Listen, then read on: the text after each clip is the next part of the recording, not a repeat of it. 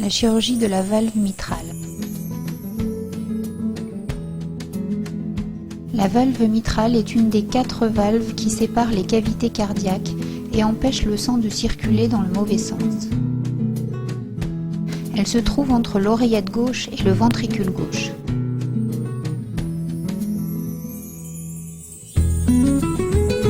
Elle est composée de 2 feuillets antérieurs et postérieurs fixés au cœur par l'intermédiaire de l'anneau mitral et retenus dans le ventricule gauche par des cordages, eux-mêmes attachés au cœur par des piliers.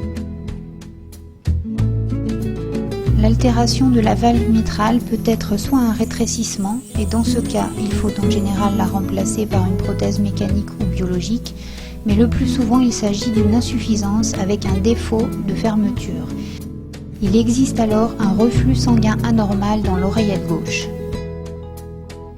Dans la plupart des cas, on peut réparer la valve mitrale. On appelle alors cette intervention une plastie mitrale.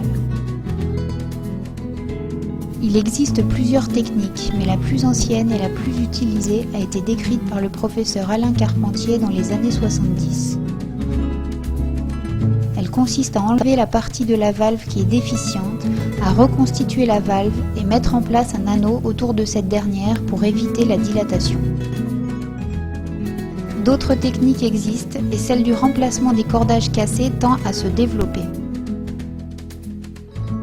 La chirurgie de la valve mitrale peut se faire soit par abord classique à ciel ouvert, c'est-à-dire en ouvrant le sternum,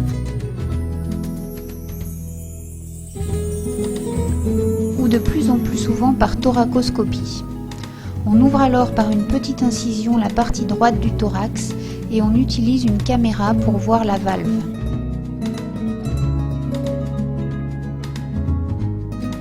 Ces interventions obligent à arrêter le cœur pour travailler sur un cœur immobile et exsangue. Après la mise en place de la CEC et l'arrêt du cœur, celui-ci est ouvert pour exposer la valve mitrale. Le geste est réalisé.